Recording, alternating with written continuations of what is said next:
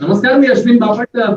ABP माझा digital आणि महाराष्ट्राचं उद्योग विश्व याच्या संयुक्त उपक्रमामध्ये आज आपण एक खास वेबिनार घेतोय, एक खास सेशन घेतोय आणि त्याचं औचित्यही, त्याचं आत्ताचं टायमिंगही तसंच आहे. कारण महाराष्ट्र राज्यामध्ये उद्योग विश्व आता कशी भरारी घेईल इथून पुढे, हा आताचा आपला विषय. आपल्या सगळ्यांनाच माहिती, आता सगळ्या कोरोनाचा संकट काळ आहे आणि लॉकडाऊन होता पूर्ण. त्याच्यातनं आपण आता अनलॉक फेज मध्ये आलेलो आहे.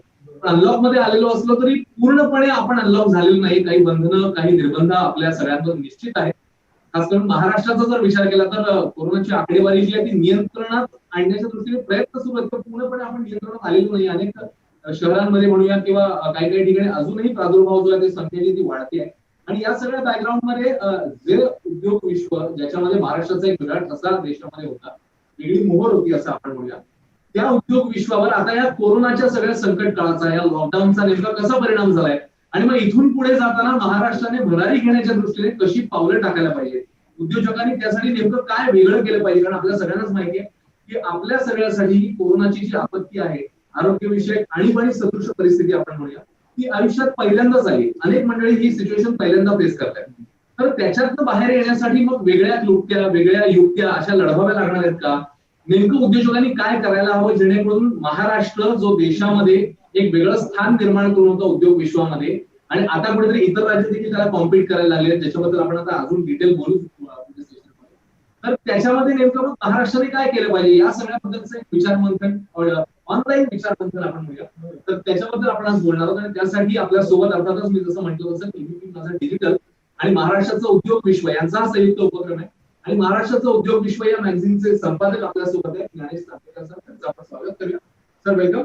आणि सर हे सेशन पूर्ण कंडक्ट करतील आणि त्याच्यानंतर आपण काही फेसबुकवर प्रश्न घेणार आहोत निवडक. याचं कारण आपल्या सगळ्यांनाच माहिती आहे की फेसबुक आणि सोशल मीडिया एकूणच आपल्या जीवनाचा अविभाज्य घटक झालेला.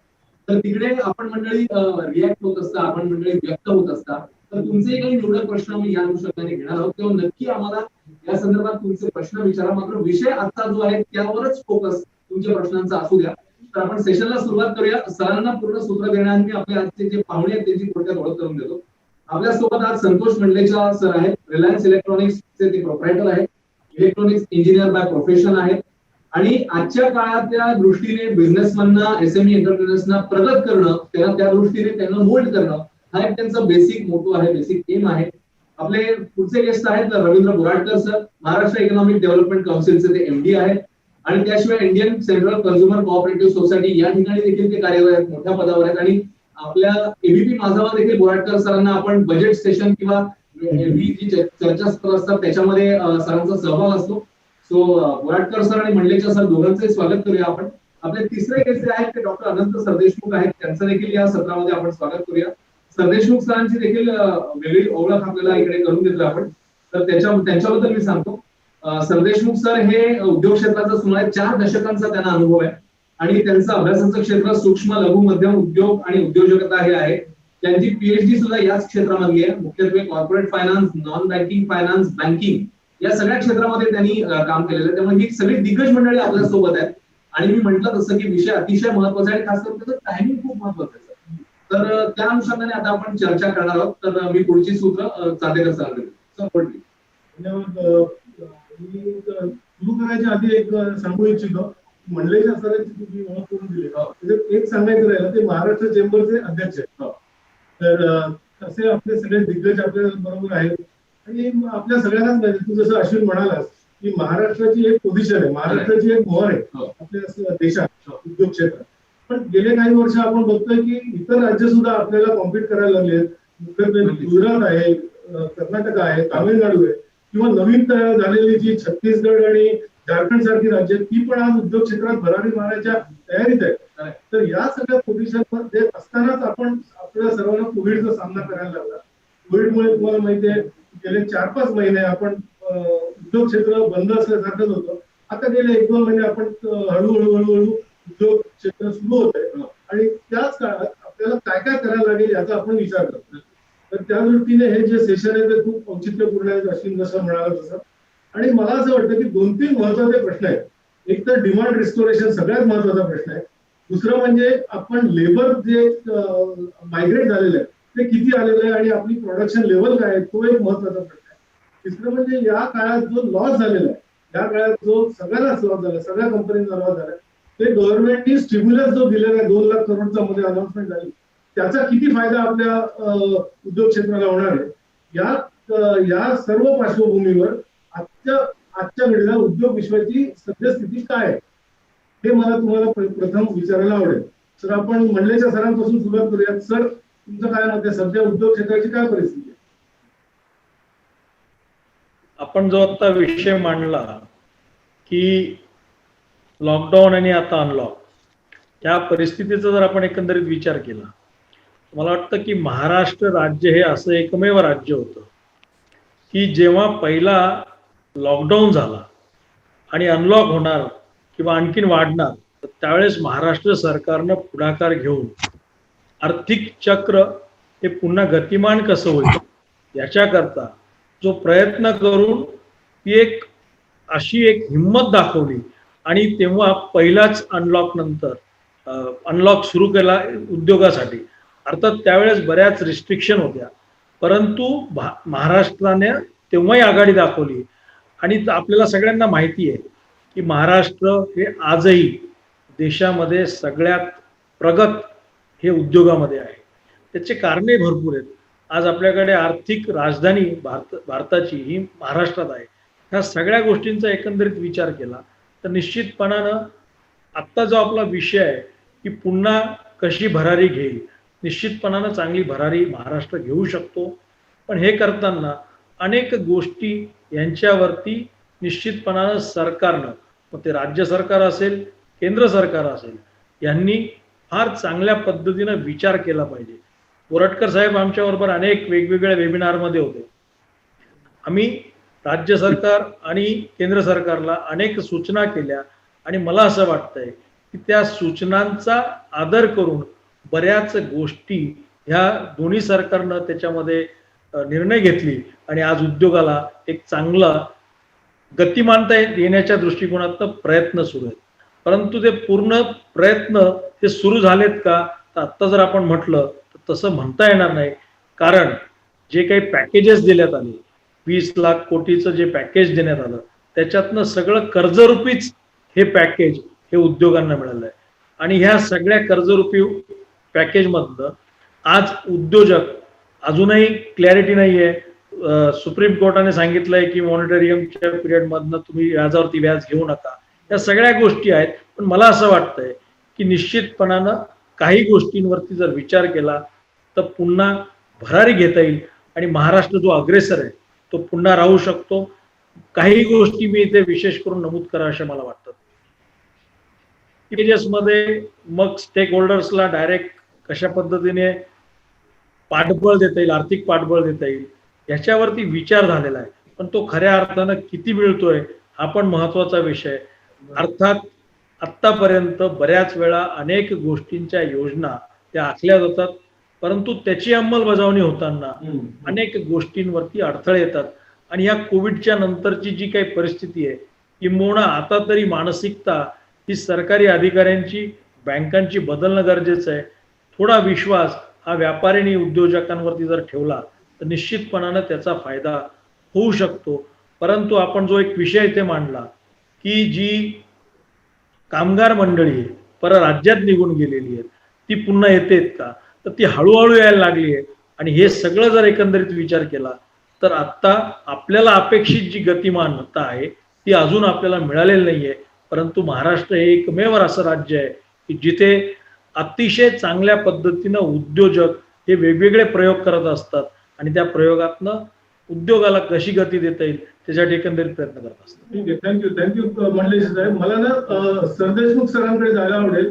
आपण जे 2 लाख करोडचं पॅकेज मगाशी उल्लेख केला, 20 लाख नाही सर, 2 लाख करोडचं पॅकेज आहे आणि त्याच्यातलं सगळं most of the part is की इंटरेस्ट रेट मध्ये कमी, अशा टाईपचा पार्ट आहे. ऍक्च्युअल स्टिम्युलस त्याच्यात कुठे आहे? आणि आपला एसएमई सेक्टरचा अनुभव आहे, आपला लघु आणि मध्यम उद्योजकांचा त्या क्षेत्राचा आपला अनुभव आहे. तुम्ही मला सांगा, एसएमई सेक्टरसाठी याकडून काय मिळालं? आपण राज्याची सद्यस्थिती पण पहिल्या प्रश्नाचं उत्तर पण तुम्ही. सध्याची स्थिती जी आहे, मी असं म्हणेन की या वर्षाची, या वित्तीय वर्षाची जी पहिली तिमाही होती त्या तिमाहीपेक्षा हे जे दुसरी तिमाही आहे याची परिस्थिती ही पुष्कळशा प्रमाणात सुधारलेली आहे. एक तर आपण या काळात पाहिलेलं आहे की ग्रॅज्युअली अनलॉक झालेले आहेत आणि आता जी एकंदर कारखाने आहेत किंवा काही संस्था आहेत त्या जास्ती मनुष्यबळ घेऊन काम करू शकतायत. आणि आधीच्या काळात जी मोठी एक ज्याला आपण बॉटलनेक म्हणतो ते म्हणजे ट्रान्सपोर्टेशन वगैरे पूर्ण बंद झालं होतं, ते आता सुरळीत झालेलं आहे, चालू झालेलं आहे. रेल्वेची जी मालवाहतूक जी आहे ती मोठ्या प्रमाणात चालू झालेली आहे. आणि जर पाहिलं तर महाराष्ट्राचा सुद्धा आणि बाकीच्या देशात सुद्धा हा जो आपला मान्सून आहे तो अतिशय चांगला झालेला आहे. त्यामुळे आणि जर खरीप पिकाची जर आपण टक्केवारी घेतली तर मला वाटतं ती खूप चांगल्या टक्केवारीत आहे. म्हणजे 80% वरती आपल्याला पिकं हातात यायची शक्यता आहे. अजूनही हा पाऊस जावा, उगीच परत गोंधळ घालू नये जाता जाता ही एक आहे आणि पुढे अजून काही होऊ नये, कारण हे सर्व निसर्गावर अवलंबून आहे. पण असं तरी आता तरी दिसतंय की हे आपल्याला एक चांगला पावसाळी आणि हा मान्सूनचा काळ मिळालेला आहे. त्यामुळे शेती उत्पन्नाला चांगली चालना मिळणार आहे. आणि त्यात जे काही सरकारने, केंद्र सरकारने आहे, राज्य सरकारने पण आहे, शेतकऱ्यांना काही जी वेळोवेळी मदत केलेली आहे त्याचा आपण पाहिलेलं आहे की ग्रामीण भागात मागणी ही वाढत आहे. आणि आपण आतापर्यंत ह्या जे सप्टेंबर पर्यंत जर आपण एक फिगर्स घेतल्या तर आपल्याला दिसून येतं की ऑटोमोबाईल सेगमेंट्सच्या जे आहेत, एस्पेशली जे 2 व्हीलर्स आहेत, त्याची विक्री, त्याचं उत्पादन जे आहे वाढलेलं आहे. आणि हे उत्पादन वाढण्याचं एक मला वाटतं की ते का वाढलेलं आहे तर कारण हे जे उत्पादक आहेत ऑटोमोबाईल मॅन्युफॅक्चरर्स आहेत तर त्यांचे कुठेतरी वाटतंय की आता हा आपला मोठा नवरात्रीचा उत्सव आहे, तो दिवाळीचा उत्सव आहे आणि हे गेले 6 महिने जे जास्ती करून मागणी ब्लॉक झाली होती. म्हणजे जे 2 व्हीलर सारखी जी वस्तू आहे ती अशी आहे की पुष्कळांना ही गरजेची आहे, त्याची जी खरेदी आहे तुम्ही पुढे ज्याला डिफर्ड म्हणतो आपण तसं करता येत नाही.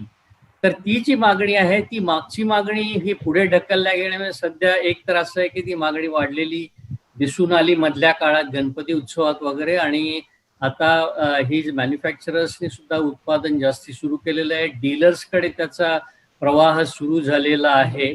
आणि मला वाटतं ह्याचा जो परिणाम आहे तो म्हणजे नक्कीच हे जे थोडंसं आपलं ग्रामीण क्षेत्रातलं जे उत्पन्न आहे ते सुद्धा आता वाढल्यामुळे मागणीत जी आपण बरेच सांगतोय की मागणी वाढायला पाहिजे, मागणी वाढायला पाहिजे, तर ही मागणी वाढेल असं वाटतं. आणि मला एक असं वाटतं की म्हणजे एक मानसिकता पण असते की तुम्ही अनिश्चित काळ करता कुठलीही गोष्ट घेऊन बसत नाही, त्यातून तुम्ही बाहेर यायचा प्रयत्न करता.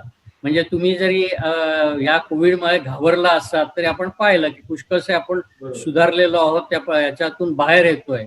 त्या दृष्टीने पाहिला तर आता हॉटेल सुद्धा पूर्ण प्रमाणात नाही पण काही चालू होत आहेत. तर मला वाटतं एक थोडंसं चालना ही मिळतीये. ऑफकोर्स आपल्याला थोडीशी वाट बघावी लागेल. बरोबर, तुम्ही जे ऑटो सेक्टरचं म्हणालात ते मला वाटतं चांगला मान्सून झाल्यामुळे ट्रॅक्टर डिमांड पण वाढलेली आहे, त्यामुळे तो पण एक फायदा झालेला आहे. मला वाटतं एक्सेप्ट कमर्शियल व्हेकल बरीचशी ऑटो सेक्टर आता ऑन ट्रॅक आहे. तर तो झाला एक पर्सन. आपण स्टिम्युलस विषयी बोलत होतो. बोराटकर साहेब, आता सरदेशमुख सर म्हणाले की साधारण बरीचशी सप्लाय चेन जी म्हणतो आपण, जी डिस्ट्रॉय झाली होती, मध्ये मध्ये तुटली होती, ती आता सप्लाय चेन बरीचशी रिस्टोर झालेली आहे. पण तरी पण आता स्टिम्युलसच्या बाबतीत तुम्हाला काय म्हणायला वाटतंय? स्टिम्युलसचा ऍक्च्युअल एसएमईला किती फायदा झाला? कारण स्टिम्युलस हा मेनली सगळा इंटरेस्ट रेटच्या कमी करण्यातच झालेला आहे. डायरेक्ट स्टिम्युलस तर काही मिळालंच नाही कुठे इंडस्ट्रीला. त्या बाबतीत तुम्हाला काय वाटतं? हा, मी बोलतो त्याच्यावरती. पण जसं तुम्ही आधी सगळ्यांना जे विचारलं होतं महाराष्ट्राची सध्या परिस्थिती काय आणि मग हा स्टिम्युलस पॅकेज तुमचं, मी काळजी घेईन की माझ्या याच्यामध्ये रिपिटेशन होणार नाही. मंडळाच्या साहेबांनी जे काही सांगितलं किंवा सरदेशमुख साहेबांनी सांगितलं, जेवढे आपण बोलू तेवढे जास्त प्रश्न आपण घेऊ शकतो. ते अवॉइड करूनच बोलायचा प्रयत्न करतो. मला असं वाटतं की मुख्य जे डिस्ट्रप्शन आपण बघितलं होतं ते लिक्विडिटी, नंतर लेबर आणि लॉजिस्टिक याच्यामध्येच जास्त होतं. आणि जसं आता सरदेशमुख साहेबांनी सांगितलं, लॉजिस्टिक हे बऱ्याच प्रमाणात आता इज आउट झालेलं आहे.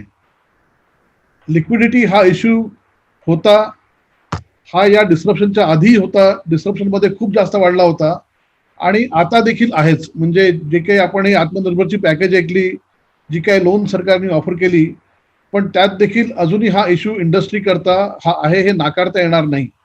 हा इश्यू अजून पूर्णपणे ऍड्रेस झालेला नाही. त्यामुळे हे जोपर्यंत होत नाही तोपर्यंत जी गती पाहिजे ती गती मिळणार नाही. पण जसं लॉजिस्टिक आता नीट होत आहे, लेबरचे प्रॉब्लेम थोडे बहुत कमी होतात आहे, काही लेबर परत यायला लागलाय, कमी का होईना पण काही लेबर सोबत आता इंडस्ट्री सुरू झालेली आहे. त्यामुळे मला असं वाटतं पुन्हा एकदा ही इंडस्ट्री थोडी का म्हणजे थोड्या गतीनं का होईना पण आता कामाला लागलेली आहे आणि येणाऱ्या काळामध्ये हा वेग नक्कीच वाढत जाईल. आता डिस्रप्शन आलं की काही ना काही चेंजेस होणार. त्यामुळे सगळं आधी आधी ज्या पद्धतीने सुरू होतं त्याच पद्धतीने पुढे सुरू राहील असं काही म्हणता येणार नाही. कदाचित काही उद्योगांना पुन्हा विचार करायला लागेल, कदाचित काही क्षेत्रांना आपला एकंदर जो आराखडा आहे आपल्या उद्योगाचा तो बदलण्याची गरज आहे. प्रत्येक एमएसएमईला जरा विचार करून आता काय जास्त म्हणजे काय जास्त समयोचित आहे अशा पद्धतीने विचार करून त्या पद्धतीने टॅकल करणं आवश्यक आहे. आपण बघितलं हे फक्त उद्योगाकरता नाही सगळ्यांकरताच झालं होतं. आता कॉलेजमधल्या मुलांच्या परीक्षा एकदम वेगळ्या पद्धतीने व्हायला लागल्या. आपण इतके वर्ष जी टेक्नॉलॉजी खूप जास्त प्रसारित करण्याचा प्रयत्न करत होतो डिजिटायझेशनचा, ती मला वाटतं 6 महिन्यामध्ये अगदी घराघरा सर्वांपर्यंत पोहोचलेली आहे.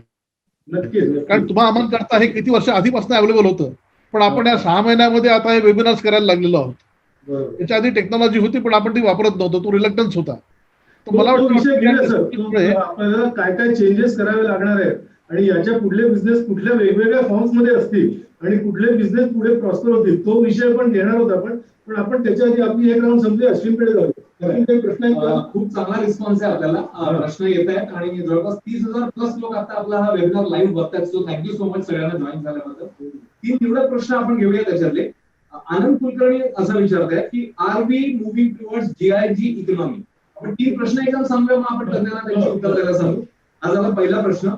दुसरा प्रश्न आहे वर्षा असं विचारतायत की मंडप आणि साऊंड सिस्टीम व्यावसायिक त्यांना आता खूप फटका बसलेला आहे कारण आपल्या सगळ्यांना सांगितले की लग्न आणि या सगळ्या गोष्टींवर रिस्ट्रिक्शन आलेली होती.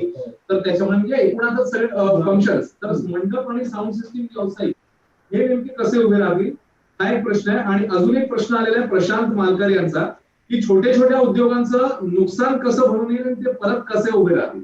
तर हे 3 निवडक प्रश्न आता आपण घेऊया आणि आपण आपल्या तज्ञांना उत्तर द्यायचं. तर पहिल्यांदा आपण सुरुवात करूया छोट्या आणि लघु आणि मध्यम उद्योगांना जो लॉस झालाय तर तो कसा भरून निघेल हे आपण प्रथम घेऊया कारण that is directly connected to the आपण सर्वेशमुख सरांपासून सुरुवात करूया. हा जो लॉस झालेला आहे म्हणजे जवळजवळ 6-1 महिन्याचं उत्पादन हे बुडालेलं आहे आणि जवळजवळ बाकीचं जरी आपल्या वर्षात जरी काय पाहिलं तरी हा वर्षाच्या शेवटी दिसणारा जो एकंदर उत्पन्नातला किंवा जी आपण नफ्यातला जे प्रमाण म्हणतो ते 20 ते 30% घटलेलं नक्कीच दिसणार आहे. आणि हा जो लॉस भरून काढायचा तो मला वाटतं मुख्यत्वे करून याच्या पुढे कशी प्रगती करायची आहे हे त्या एकंदर लघु आणि मध्यम उद्योगाच्या मी म्हणेन की व्यवस्थापनावर अवलंबून आहे. ते किती प्रकारात बदललेले आहेत, त्यांनी कसा काय फायदा घेतलेला आहे आणि खर्च आपले कसे कमी केलेले आहेत आणि ते कुठल्या उद्योगाशी जोडले गेलेले आहेत आणि त्यांनी काही नवीन मार्ग शोधून काढलेले आहेत का हे खूप महत्वाचं आहे. तुम्ही जर काहीच केलं नसेल तर मला वाटतं काहीच होणार नाही. आणि मगाशी म्हटल्याच्या सरांनी सांगितलं की जसं ते सध्या मोरटोरियमवर इंटरेस्ट घेऊ नये ह्याचं चाललेलं आहे. आज दुपारी सुप्रीम कोर्टमध्ये सेंट्रल गव्हर्नमेंटने सांगितलेलं आहे की ज्या 2 कोटीपर्यंतचे जे उद्योग आहेत त्यांना आम्ही इंटरेस्ट घेणार नाही असं आम्ही ठरवू शकतो वगैरे. पण हे काही फारसं काही जास्ती नाही. ह्याच्यात मुख्यत्वे करून मला असं वाटतं की जे सूक्ष्म उद्योग आहेत किंवा जे अगदी छोटे उद्योग आहेत त्यांचा हा फायदा होणार आहे. तसंच ग्राहक जे आहेत की म्हणजे ज्यांचं हाऊसिंग लोन आहे, कार फायनान्स आहे वगैरे त्यांना याचा फायदा होणार आहे. पण तो जो आहे तो इफेक्ट जो आहे तो मागणीवर थोडासा कारण तेवढे ते पैसे येणार आहेत वाचणार आहे. तर ही जी नुकसान भरपाईचं मी जसं म्हटलं तसं हे जे एक तर झालं की उद्योग काय करू शकतो आणि दुसरी बाजू आहे ती सरकारने सुद्धा आतापर्यंत बरंच काही केलेलं आहे पण अजून काही गोष्टी सरकारने काय करावं ते आपण नंतर घेणार आहोत पुढल्या प्रश्नात. पण थोडक्यात म्हणजे काय जे नुकसान झालं ते झालंच ते काही वरून निघणार नाही. आता पुढची वाटचाल करायला लागला नाही का, असंच आपण सांगू शकतो. येस, बरोबर आहे. बरं बोराटकर साहेब, आपण आता दुसरा प्रश्न जो आहे लग्न मंडपाचे जे ऑर्गनायझेशन, तर तो थोडासा इंटिग्रेट करतो आपल्या इंडस्ट्रीशी. एक्झिबिशन आणि कॉन्फरन्सेस ऑर्गनाईज करणारे लोक, तुम्ही पण त्याच क्षेत्रात आहात, तर तुम्हाला त्या क्षेत्राचं काय फ्युचर वाटतं? नाही, त्याच्यामध्ये बघा फ्युचर चांगलंच आहे. आता हा जो मधला काळ जाणार आहे तो हा हायब्रिड इव्हेंट्सचा आहे, म्हणजे डिजिटल आणि फिजिकल असं एकत्र. तर त्याच्याकरता मला वाटतं या सगळ्या सपोर्ट सिस्टीमची आवश्यकता लागणारच आहे. आता एक्झिबिशन सगळं सुद्धा डिजिटल व्हायला लागलीत, ही सुद्धा यातल्याच काही लोकांनी पुढाकार घेऊन त्याला तसं केलेलं आहे. आता नवीन येणार हायब्रिड म्हणून की थोडे लोक एकत्र येतील, बाकी काही लांबची लोक जी ट्रॅव्हल करणार आहेत पण ती तुम्हाला डिजिटली जॉईन होतील. त्याच्यामध्ये तुम्हाला या सगळ्या सर्व्हिसेस लागणारच आहेत. डिजिटल कॉन्फरन्स, आताच आम्ही एक अॅल्युमिनियमची कॉन्फरन्स केली, इंटरनॅशनल कॉन्फरन्स. तर आता हे होणारच आहे, म्हणजे इंटरनॅशनल हे लोक सारखे डिजिटली जॉईन करतील, लोकल काही तुम्हाला फिजिकली येतील, जशी तशी सरकार अलाव करते त्या पद्धतीने. त्यामुळे या लोकांना आता थोडंसं टेक्नॉलॉजी अपग्रेड करून नवीन गोष्टीवर जर का हे काय मार्केटमध्ये लेटेस्ट ट्रेंड आहे याचा अभ्यास केला तर नक्कीच हा बिझनेस पुन्हा पहिले सारखाच प्रोग्रेसिव्ह होणार आहे. त्यामुळे मायस इंडस्ट्रीला ओव्हरऑल डिमांड चांगली येणार आहे. नक्की बोराटकर साहेब, नक्की. म्हणले सर, मला वाटतं आनंद कुलकर्णींनी विचारलं होतं की are we moving towards GIG form. GIG म्हणजे बेसिक, म्हणजे आपल्या प्रेक्षकांना मी तुम्हाला रिक्वेस्ट करेन की आता जी मंडळी ऑनलाईन आलेली आहेत त्यांना बेसिक तर जीआयजी इकॉनॉमी म्हणजे काय थोडक्यात तुम्ही सांगा, आणि आपण तिकडे जातोय का याच्यावरचा तुमचा अनालिसिस. म्हणले सर. ऍक्च्युली काय आहे की आपण जी इकॉनॉमी आता बघतो आहोत त्या इकॉनॉमिकच्या दृष्टिकोनातून जर आपण बघितलं की माननीय पंतप्रधानांनी सांगितलं की आपल्याला 5 ट्रिलियन इकॉनॉमीमध्ये जगात 3ऱ्या नंबरवरती यायचं आहे. हे सगळं आहे आणि ते शक्य भारताला नक्कीच आहे. कारण आपण जर बघितलं की मॅन्युफॅक्चरिंग हब जे चायना होतं ते आता निश्चितपणानं भारताकडे एक वेगळ्या आशेनं पूर्ण जग बघतंय. आणि ज्यावेळेस अशा पद्धतीचे बदल होतात नक्कीच त्याचा फायदा होतो. मग जो प्रश्न मला वाटतं आनंद सर देशमुख साहेबांनी सांगितलं की बदल असला पाहिजे, व्यवस्थापनामध्ये चेंजेस आले पाहिजे. ही खरी सुरुवात जशी छोट्या उद्योजकांकडनं किंवा मोठ्या उद्योजकांकडनं अपेक्षित आहे तशी सरकारकडनं पण अपेक्षित आहे. आपण जर बघितलं की गेल्या काही दिवसांमध्ये आपल्याला सरकारनं सांगितलं होतं की 2 महिन्याचे पगार तुम्ही द्या, नंतर मग त्याच्यावरती निर्णय आला की नाही दिले तरी चालणार आहे. तर सरकारनं जसं खासदारांनी किंवा आमदारांनी सांगितलं की आमचं जे वेतन आहे त्याच्यामध्ये कमी आण, तर सरकारी अधिकाऱ्यांनी पण त्याच्यामध्ये जर निश्चितपणानं एक पुढाकार घेतला असता आणि या कोविडच्या काळामध्ये आमचंही वेतन काही 20-25% कमी करा, तर मला वाटतं हे जे आपलं आत्ता जे करावं लागतंय, जसं आता महाराष्ट्र सरकारला 12,000 कोटी रुपये दर महिन्याला पगारावरती खर्च करावा लागतो, तर ते जर निम्मे करू शकले असते किंवा त्याच्यात 25-30%, आज जे आम्ही म्हणतोय की उद्योगाला स्थिर आकार किंवा वीज माफी दर मिळायला पाहिजे होतं, तर तो त्याच्यातनं निश्चितपणाने फायदा मिळू शकला असता. जी लोक ह्या पद्धतीनं कॉन्ट्रीब्युशन देऊ शकतील याच्यावरती सरकारनं नक्कीच विचार केला पाहिजे. आणि अशा पद्धतीचे जर व्यवस्थापनामध्ये आणि याच्यात जर चेंजेस आणले तर आपल्याला जी अपेक्षित इकॉनॉमी आहे त्याला कुठेतरी म्हणले जर इतर देशात स्टिम्युलस म्हणजे काही महिन्याची सॅलरी सरकारने दिलेली आहे इतर देशात, आपण फक्त स्टिम्युलस म्हणजे रिडक्शन इन इंटरेस्ट रेट एवढंच देतो. नाही, त्याच्यामुळे मी मग म्हटलं ना तुम्हाला की त्याच्यामुळे सरकार, आता सरकार म्हणजे काय, प्रशासन हेच सरकार चालवतं. तर जर कधी ज्या सरकारमधले प्रशासनात बरोबर जे राजकारणी असतात ते म्हटले की आमच्या वेतनातनं तुम्ही पैसे कमी करा, आपल्याकडे प्रशासनातल्या कोणत्या अधिकाऱ्यांनी सांगितलं की आमचं वेतन थोडंसं कमी केलं आणि ते बाकीच्या त्यांचा प्रश्न आहे. मी पुढल्या प्रश्नाकडे जातो. आपण नेहमी कोविडच्या आधीपासून आपण नेहमी चर्चा करतो ईज ऑफ डुईंग बिझनेस, आणि त्याच्यात महाराष्ट्र खूप अग्रेसर आहे असं सुद्धा आपण म्हणतो की जे 52 का काय 56 परवानग्या लागत होत्या त्या 26 पर्यंत आणल्या. आता आपण ईज ऑफ डुईंग बिझनेस मध्ये ऍक्च्युली आपल्या देशाचं रँकिंग सुद्धा वाढलेलं आहे. तर आता सध्या ईज ऑफ डुईंग बिझनेसची काय परिस्थिती आहे, काय वाटतं तुम्हाला महाराष्ट्रात काय परिस्थिती? मला वाटतं बोराटकर साहेब तुमच्यापासून सुरुवात करू. तर ईज ऑफ डुईंग बिझनेस ही जी संकल्पना आहे ती 2014 मध्ये पहिल्यांदा आपण मांडली होती. आणि त्याच्यानंतर देखील आपण बघितलं की म्हणजे महाराष्ट्राचा नंबर कुठेतरी मागे घसरत गेला. त्यामुळे फक्त इज ऑफ डुईंग बिझनेस हा एक प्रकार नाही. सरकारने आपल्याकडनं या पोस्ट कोविड सुद्धा जे आता उद्योग चायनामधून बाहेर दुसऱ्या देशात चालले त्यांच्याकरता म्हणून एक वेगळी परत सिस्टीम तयार केली आहे की त्यांना 1 पॉईंट सगळी माहिती मिळेल. मला वाटतं ती सेल चांगली सुरू आहे, पण त्याचा अजून नक्की किती उद्योग आपल्याकडे आलेत याची पूर्ण अशी माहिती आपल्याकडे नाही. पण पोस्ट कोविड महाराष्ट्राने एक इन्व्हेस्टमेंट समिट पण घेतली डिजिटली, त्यालाही रिस्पॉन्स चांगला मिळाला. मला असं वाटतं सरकार त्यांच्याकडनं काही गोष्टी करत आहे, उद्योगी आपल्याकडनं काही करत आहे. याच्यामध्ये फक्त काय अजून व्हायला अपेक्षा आहे. आणि आताच्या काळामध्ये लोकांकडे वेळ आहे, म्हणजे इज ऑफ डुईंग बिझनेस मध्ये पहिल्यासारखं असं खूप हे राहिलेलं नाही. त्यामुळे गोष्टी फॅसिलिटेट कशा होतील त्या जास्त महत्वाच्या आहे. लोकांना आज क्रेडिट तुम्ही कसं उपलब्ध करून द्याल, लोकांना जागा योग्य दरात चांगल्या ठिकाणी कशी मिळेल. आणि आज जे समयोचित आहे, महाराष्ट्राकडे साधारणतः जर का आपण फळांमध्ये आपलं उत्पादन सगळ्यात जास्त आहे, आपल्याकडे एवढा मोठा समुद्रकिनारा आहे, तर याच्या एक्सपोर्ट करता, याच्या प्रक्रियेकरता आपण आता काय करतो आहोत हे आपण जर का याचा विचार केला तर मला वाटतं इथून आपल्या या क्षेत्रातील उद्योगांना गती मिळणार आहे. कारण आपण बघितलं की कोविडमध्ये देखील ॲग्रिकल्चरचा म्हणजे एकंदर व्यवसाय वाढलेला आहे किंवा याचा एक्सपोर्ट देखील वाढलेला आहे.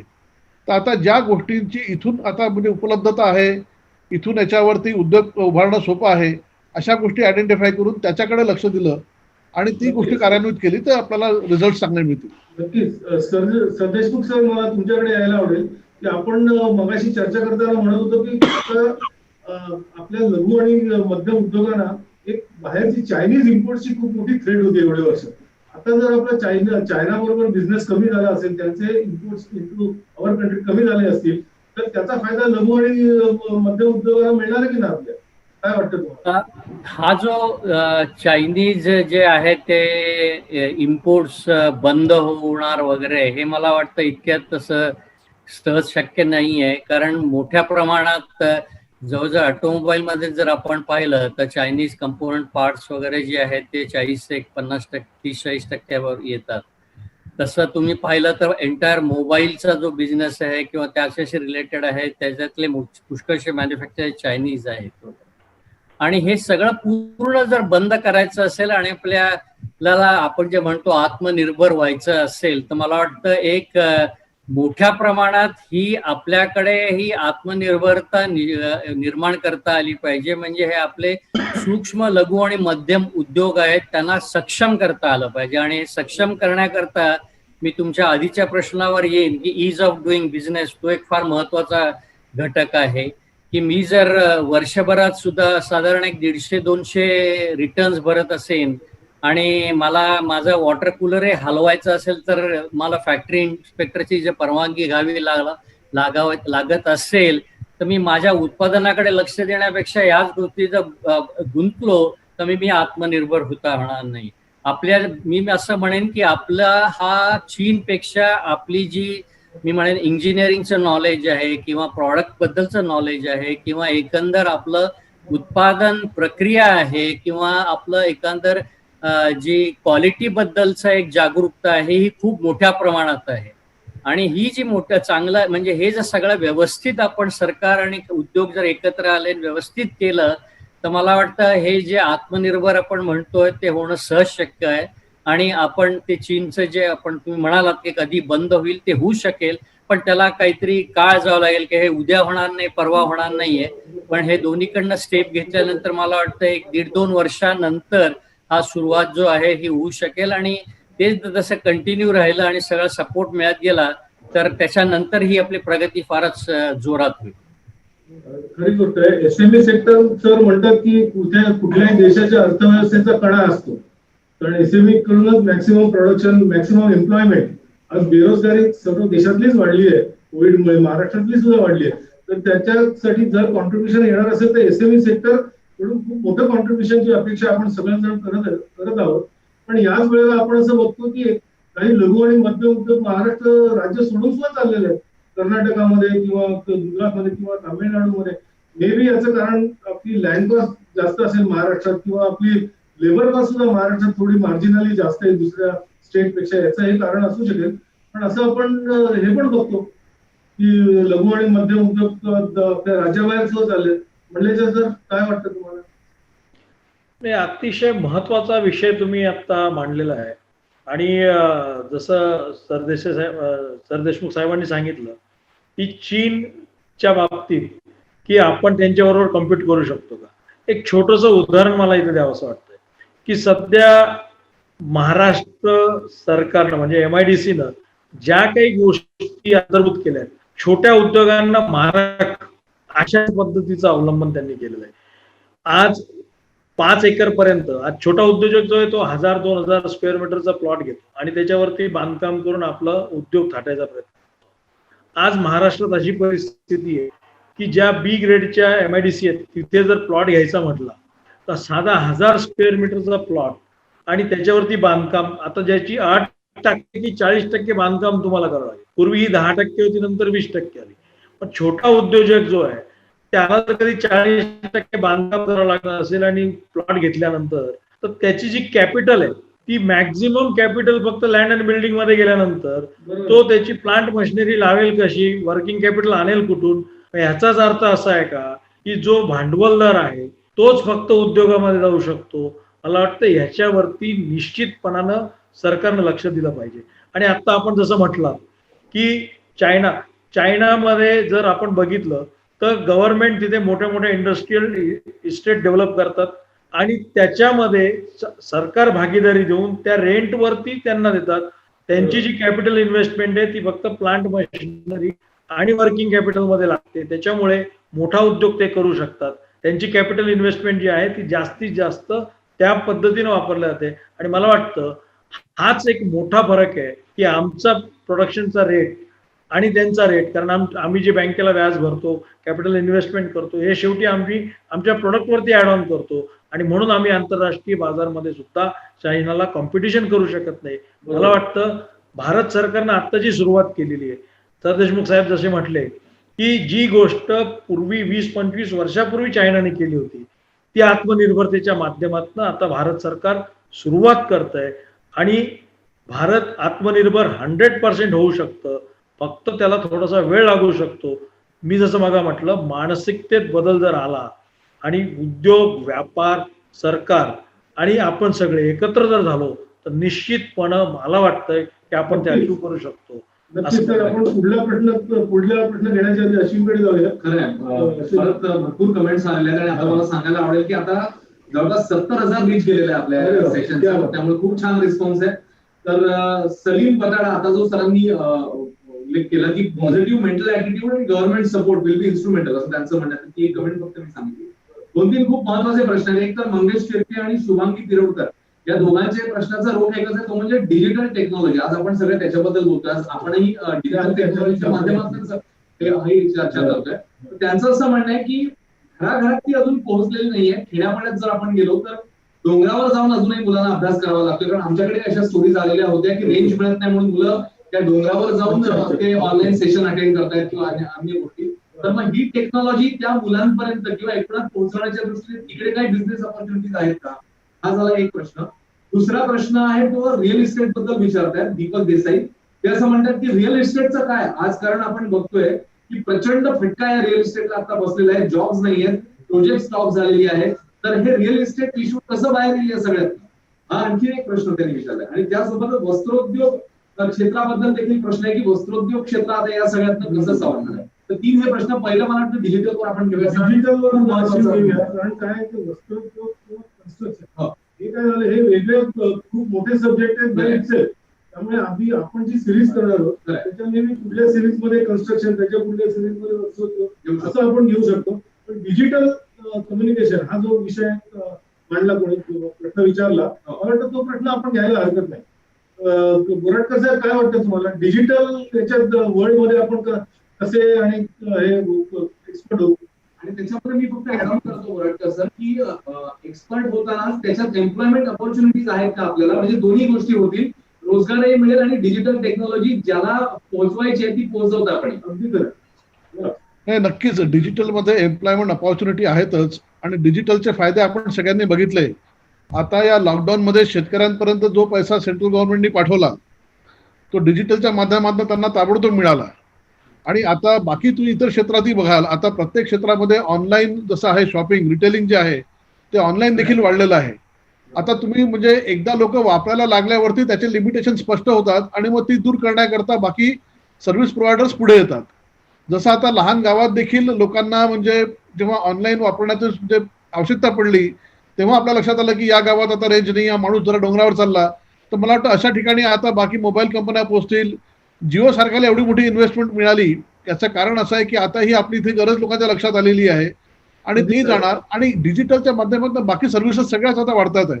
तुम्ही आता टोल भरायला आपण फास्टॅग वापरतोय, पूर्ण शॉपिंग करता आता स्विगी तुम्ही बघा, म्हणजे आता ऑर्डरिंग करता घरी सगळ्यांनी राहून सगळं ऑनलाईन लोकांनी ऑर्डर्स केलेले आहेत. फक्त कापड फूड नाही तर बाकी गोष्टी देखील लोक ऑनलाईन घ्यायला लागलेले आहे. आता छोट्या किराणाच्या दुकानामध्ये तुम्ही पेटीएमने व्यवहार करायला लागला आहात. म्हणजे ही झाली म्हणजे ज्याला ई कॉमर्स आपण असं म्हणू. पण याच्याशिवाय बाकी असं आहे, मी कित्येक लोकांना बघितलंय की सायकोलॉजिस्ट असतील, बाकी कन्सल्टंट असतील, त्यांनी देखील आपला व्यवसाय हा ऑनलाईन केलेला आहे.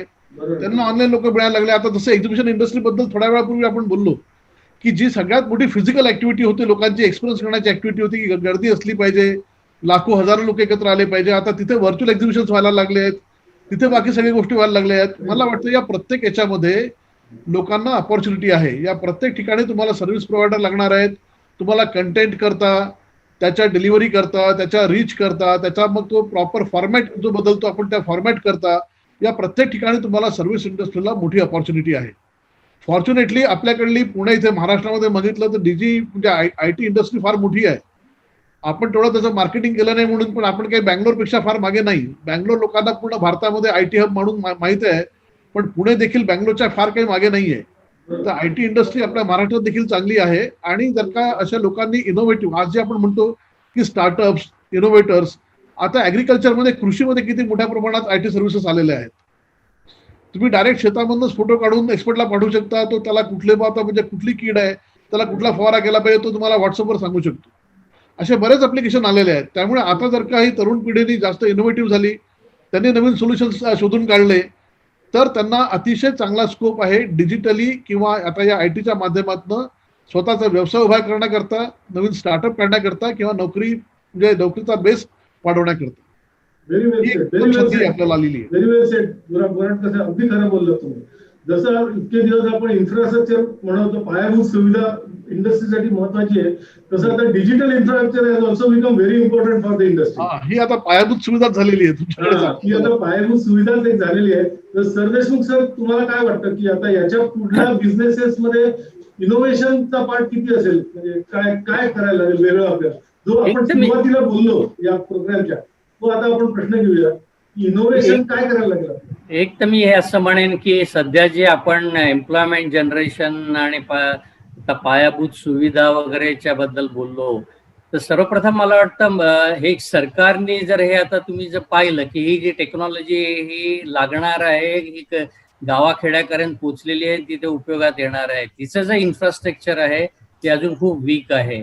आणि ते जर आपण जर ते जर चांगलं त्याला हे करू शकलो, चांगलं तयार करू शकलो, तर त्याचा फायदा करोडो लोकांना मिळणार आहे. तेव्हा ह्याच्यात हे जे इन्फ्रास्ट्रक्चर बिल्डिंगचं काम आहे ते मला वाटतं सरकारने घ्यावं. त्याच्यानंतर जे तुम्ही म्हणालात की ह्याचं इनोव्हेशन काय आहे किंवा काय करता येईल, ह्याच्यात करण्यासारखं पुष्कळ आहे. काही संस्था, काही कंपन्या करत आहेत. माझीच एक संस्था आहे जिथे मी असोसिएटेड आहे, ते इतके अतिशय चांगल्या प्रकारे प्रोग्राम चालवत आहेत की त्यांचे जे प्रोग्राम आहेत ते महाराष्ट्रातले करोडो मुलं ती बघत आहेत. आणि त्याच्याकरता ही आपल्याला इथे लागणारी टेक्नॉलॉजी ही काही लागत नाही, फार सोपी आणि सुंदर टेक्नॉलॉजीनी ते काम होऊ शकतं. तुम्हाला जर आठवत असेल की गेल्या काही म्हणजे वर्षांपूर्वी IIT मुंबईनी एक टॅब डेव्हलप केला होता आणि तो 5,000चा खूप चांगला विकला गेला वगैरे. तर हे जे अशा प्रकारचे आपल्याकडे अतिशय चांगल्या सगळ्या IIT चांगल्या आहेत, अनेक संस्था चांगल्या आहेत, तर यांच्या सहकार्याने आपल्याला सर्वांना सहज परवडेल अशी जी आहे एक तर हार्डवेअर आणि त्याला सपोर्टिंग सॉफ्टवेअर ज्या तयार करणाऱ्या कंपन्या ह्या आपल्याच महाराष्ट्रीयन लोकांनी महाराष्ट्राकरताच केलेल्या आहेत, त्यांचा जर आपण सपोर्ट केला तर मला असं वाटतं की अतिशय तळागाळातल्या लोकांना सुद्धा टेक्नॉलॉजीचा कुठलाही न प्रॉब्लेम येता हे सर्व याचा उपयोग घेता येईल. अफकोर्स याची दुसरी बाजू जी आहे ती इंडस्ट्री करता जी आहे ती पण त्याच्यात नक्कीच होण्यासारखी आहे. पण सर, ते तुम्ही मला वाटतं म्हणालात ते थोडंसं बरोबर आहे की इंडस्ट्री आणि अकॅडमिक्स एकत्र आले पाहिजे. तर ते मला वाटतं महाराष्ट्रातच त्या आपल्या देशातच अनफॉर्च्युनेटली अजून एवढे एकत्र आले नाहीये. ते एकत्र आणण्यासाठीच मला वाटतं महाराष्ट्र चेंबर किंवा एमईडीसी किंवा मराठा चेंबर सारख्या संस्थांनी काम केलं तर खूप मोठा फायदा इंडस्ट्रीला होईल. मंडलेचे साहेब, तुम्हाला काय वाटतं इनोव्हेशनच्या बाबतीत महाराष्ट्र चेंबर काय इनिशिएटिव्ह घेते? फार महत्वाचा प्रश्न आपण विचारला आणि मला वाटतं की आजच्या या आपल्या चर्चासत्रामध्ये हा विषय येईल की नाही, परंतु महाराष्ट्र चेंबर ऑफ कॉमर्स आता महाराष्ट्रातला उद्योग आणि अकॅडमिया, शिक्षण संस्था यांचा समन्वय घालण्याकरता आम्ही एक BSPP असा एक प्रोग्राम आखलेला आहे. त्याच्यामध्ये काही मेंटॉर्स, जी लोक इनोव्हेशन्स करू इच्छितात किंवा इंडस्ट्रीची जी रिक्वायरमेंट आहे ती रिक्वायरमेंट ह्या लोकांपर्यंत पोहोचावी आणि जे शिक्षण घेणारे जे मुलं आहेत त्या प्रोजेक्टच्या माध्यमातून, मेंटरच्या माध्यमातून आम्ही त्यांचा समन्वय साधण्याचा प्रयत्न करतो आहोत, जेणेकरून आम्हाला रेडी मॅन पॉवर हे इंडस्ट्रीला मिळेल आणि शिक्षण संस्थेत घेतलेल्या विद्यार्थ्यांना आम्ही इंडस्ट्रीसाठी काहीतरी काम करतोय असा समन्वय आम्ही आमच्या या कार्यक्रमातून घेतलाय. दुसरा महत्वाचा विषय जो आता आपण मगा विचारला होता की रिअल इस्टेटच्या बाबतीत काय परिस्थिती आहे, तर रिअल इस्टेटच्या बाबतीत सरकारनं आता 3% ही रजिस्ट्रेशन फी आता कमी केली आणि बऱ्याच लोकांनी त्यांचे रजिस्ट्रेशन आता केलेले आहेत. जर एकंदरीत असं बघितलं आपण की आता सरकार ह्याही गोष्टीकडे बघतंय की जर कधी इन्फ्रास्ट्रक्चर डेव्हलप करण्याच्या दृष्टिकोनातनं लोकांना भाडे तत्वावरती कमी दरामध्ये घरं कशी मिळतील याच्यावरती जो प्रयत्न सरकार करतंय, मला वाटतं त्याच्यातनं रोजगार तर निर्माण होईलच होईल, परंतु लोकांना कमी दरामध्ये घरं कशी उपलब्ध होतील रेंटवरती त्याचाही प्रयत्न सरकारचा. सर, पण तुम्हाला सांगू का, कन्स्ट्रक्शन इंडस्ट्रीला खूप वेगवेगळे डायमेन्शन सुद्धा आहेत. जर म्हणजे भाडे तत्वावर दिलं तर बांधकाम क्षेत्राचं काय होणार, नवीन बांधकाम कोण करणार? या मला वाटतं विषयाला खूप वेगवेगळे डायमेन्शन ते आपण एका वेगळ्या प्रोग्राम मध्ये घेऊच. पण मला वाटतं आता आपण अजून एक राऊंड घेऊया. अश्विन, मला वाटतं अजून बरेच प्रश्न आहेत. येतात अनेक मंडळींचे प्रश्न येत आहेत. त्याच्यातला एक प्रश्न आता जो आलेला होता फायनान्स बद्दल होता. नामदेव जगदाळे असं, म्हणजे त्यांच्या प्रश्नाचा कमेंटचा रोख असा आहे की सरकार why government does not transfer payment on direct bank account to beneficiary peoples. त्याच्यामध्ये एक मला वाटतं त्यांचा आशय असा पण असावा की आता आपल्या सगळ्यांनाच माहिती आहे लॉकडाऊनमुळे प्रत्येकाच्याच म्हणजे मंथली इन्कम किंवा एकूणच बजेटवर परिणाम झालेला आहे. तर मग इथून पुढे उद्योजकांसाठी मी हा प्रश्न असा फोन करून विचारेन आपल्या मान्यवरांना की इथून पुढे जाताना आता हातात तर पैसा नाहीये आपल्याला, म्हणजे अगदी महिन्यातलं बजेट आपलं चालवतानाच काटकसर करावी लागते. तर मग बिझनेस मध्ये शिरताना किंवा आहे तो बिझनेस मेंटेन करताना नो प्रॉफिट लॉस जरी आणायचा असेल तरी आता तारेवरची कसरत करावी लागते. तर आताच्या या छोट्या उद्योजकांना खास करून की तुम्ही काय सांगाल किंवा इथून पुढे जे युथ, जो युवा आजचा घटक आहे की जो ज्याला कदाचित बिझनेस करायचा पण ज्याच्याकडे कदाचित आता भांडवल नाहीये, तर मग त्यांनी नेमकं कसं इथून पुढे जावं, सरकार त्याला किती मदत करू शकतं आणि स्वतःच्या बळावर तो किती फंड जो आहे तो जमवू शकतो, काय सांगाल? मला वाटतं याच प्रश्नावर आपण आपल्या कार्यक्रमाचा शेवट पण करूया. आणि हा प्रश्न तिघही तुम्ही उत्तर द्या. आपण अगदी मला वाटतं शॉर्ट मध्ये उत्तर द्या. Already I mean behind the schedule. त्यामुळे आपण एक 4-5 वाक्य प्रत्येक जणांना उत्तर द्या. आपण गोराडकर सरांपासून सुरुवात करू. मला असं वाटतं नवीन उद्योजकांनी सुरुवात करताना सरकार काय मदत करेल या विचाराने उद्योग सुरूच करायला नको.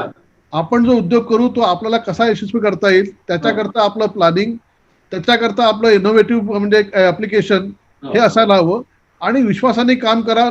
संधी असणारच. आज कशाला संधी आहे त्याचा अभ्यास करा आणि नक्की व्यवसायात या. 100% यशस्वी व्हाल असं मला वाटतं. थँक्यू. संदेशमुख सर. मला वाटतं की हे जे आहे की ज्याच्याकडे चांगला उद्योग आहे, ज्याच्याकडे चांगली कल्पना आहे, त्याला हजारो हात हे मदत करण्याला असूसलेले आहेत किंवा तयार आहेत. रतन टाटा सारखे सुद्धा लोक हे प्रोजेक्ट्स बघून इन्व्हेस्ट करत असतात. सरकारी सुद्धा खूप योजना आहेत. फक्त तुमची जी धंद्याची कल्पना आहे, बिझनेसची आयडिया आहे, ती जर चांगली असेल, ती जर तग धरणारी असेल ती जर काही गरजा समाजाच्या पुऱ्या करणारा असेल तर मला वाटतं कुठलीही गोष्ट अशक्य नाही. हे आपण कोविडच्या काळात पाहिलं. आपल्याला व्हेंटिलेटर पाहिजे होते, अनेक लोकांनी व्हेंटिलेटर तयार केले. सॅनिटायझर पाहिजे होते, अनेक लोकांनी केलेले आहेत आणि त्याचे आता सध्या चालू आहेत. तेव्हा तुमचं जर खरंच चांगलं असेल तर खूपच मोठा तुम्हाला मला वाटतं स्कोप आहे.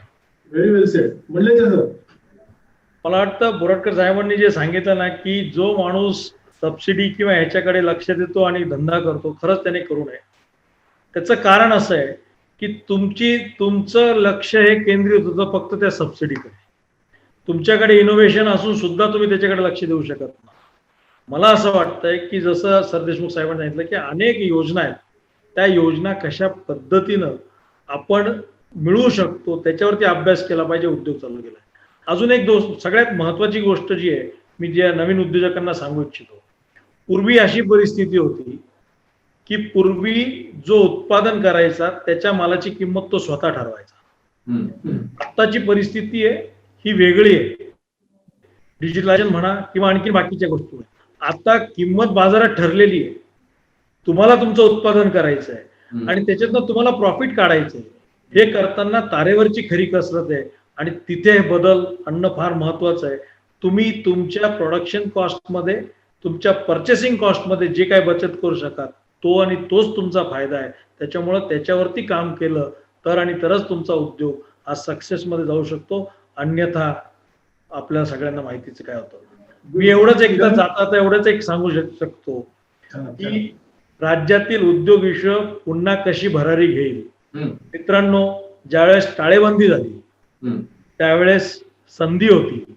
आता ज्यावेळेस आपली चलनबंदी झाली होती, नोटबंदी झाली होती, त्यावेळेस संधी होती.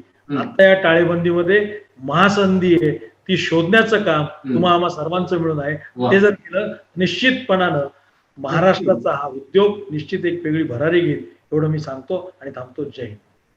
Thank you very much. तुम्ही तिघांनी फार सुंदर शेवट उत्तरं दिलेली आहेत आणि विशेषतः लघु आणि मध्यम उद्योजकांनी कसं पाहावं या सिच्युएशनकडे आणि या संधीचा कसा फायदा घ्यावा या दृष्टीने तुम्ही खूप छान मार्गदर्शन केलं तिघांनी.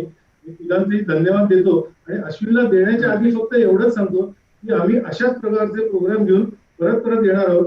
मला वाटतं दर महिन्याला आपण असं उद्योग क्षेत्रावरच्या चर्चासत्राचा प्रोग्राम करणार आहोत आणि जे यावेळेला नाही केलं म्हणजे वेगवेगळे इंडिव्हिज्युअल सेक्टर्स जसं वस्त्रोद्योग आहे, जसं कन्स्ट्रक्शन आहे, जसं ऑटो इंडस्ट्री आहे किंवा पॉवर इंडस्ट्री, असे वेगवेगळ्या क्षेत्रांच्या दृष्टीने आपण कार्यक्रम असे करणार आहोत. तेव्हा हे मी माझ्या प्रेक्षकांना आम्हाला सांगायला आवडेल की अशा प्रकारचे कार्यक्रम आम्ही याच्या पुढे उद्योग क्षेत्रासाठी नक्कीच करणार आहोत. अश्विन सर, आपण आपल्या प्रेक्षकांचे किंवा ऑनलाईन जो आपला व्ह्यूअर त्याचे आपण आभार मानले पाहिजे. तर जवळपास आता आपण लाखाच्या जवळ हिट्सला आलेलो आहे आणि थँक्यू सो मच. सगळ्या मान्यवरांना देखील आपण थँक्यू म्हणूया. आणि सगळं जसं आता सरदेशमुख सर, मंडलेचा सर आणि भटकर सरांनी देखील सांगितलं की आताची स्थिती अशी आहे की one who sees opportunity in every difficulty. तर मला असं वाटतं की तसं आपल्याला करणं गरजेचं आहे. आणि कोरोनाचा जर विषय घेतला तर वेगळ्या उद्देशाने आपल्याला असं म्हणावं लागेल की तिकडे आपल्याला पॉझिटिव्ह व्हायचं नाही, पण इकडे नक्की पॉझिटिव्ह राहायचं. सो आपण नक्की असे अपेक्षा करूया की येणारा काळ जो आहे तो नक्की जसं या तिन्ही मान्यवरांनी सांगितलं की एक तर आपण पॉझिटिव्ह ऍटिट्यूड, त्याच्यानंतर आपली मेंटल स्ट्रेंथ आपण चांगली ठेवायची, कारण जसं आपण अजूनही त्या कोरोनाशी फाईट करतोय. आणि इथून पुढे जाताना जसं आपल्या सगळ्या मान्यवरांनी सांगितलं की आपल्या बळावर टाइम मॅनेजमेंट आणि या सगळ्या गोष्टी करून पुढे गेलो तर नक्की भविष्यकाळ आपला उज्ज्वल आहे. आणि जसं सरांनी सांगितलं की इथून पुढच्या काळात एक अशी काही सेशन्स घेऊन तुमच्या भेटीला येण्याचा आपला नक्की प्रयत्न असेल. तर आता या सेशनमध्ये आपण इकडेच थांबूया. एबीपी माझा डिजिटल आणि महाराष्ट्राचं उद्योग विश्व यांच्या संयुक्त उपक्रमाने महाराष्ट्राचं उद्योग विश्व आता येणाऱ्या काळामध्ये कशी भरारी घेणार आहे या संदर्भात मंथन करण्याचा एक छोटासा प्रयत्न होता. Thank you so much Chandekar sir. आपल्या तिन्ही मान्यवरांचे आभार. Thank you so much. आणि या सेशनमध्ये इकडेच थांबूया. धन्यवाद.